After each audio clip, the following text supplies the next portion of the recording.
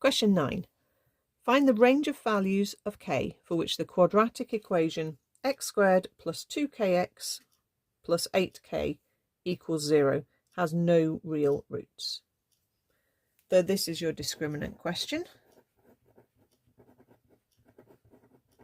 And for no real roots, we want to write down that b squared minus 4ac from our quadratic needs to be below 0. Okay. Make sure you make that clear that you know what condition you're using for your discriminant.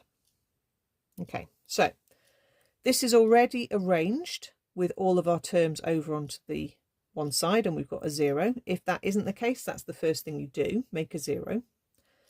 What's timesing the a is the x squared is the a, and that's a 1. So here we've got a is 1. What's timesing the x is 2k, so that is our b.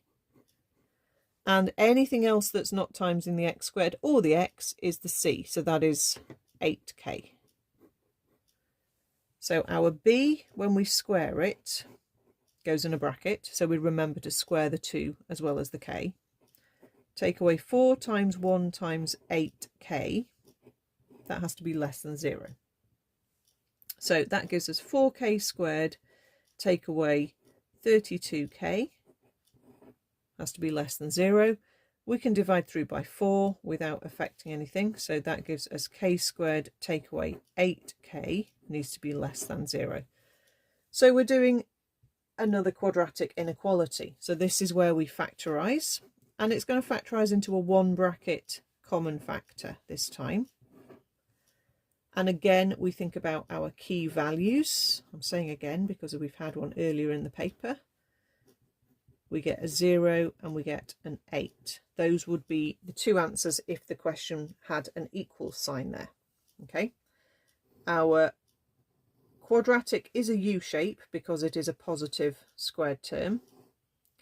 It intersects at 0 and 8, our key values, and we're looking for where the graph is below 0.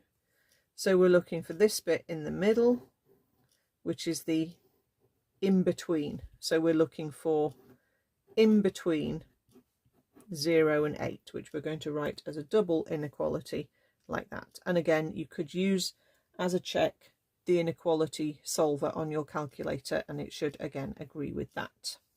So that's the range of values for k for which the original quadratic has no real roots. So if you took any value of k in that range and went back up to this equation and subbed it in, and then tried solving that, you would get no solutions to that equation.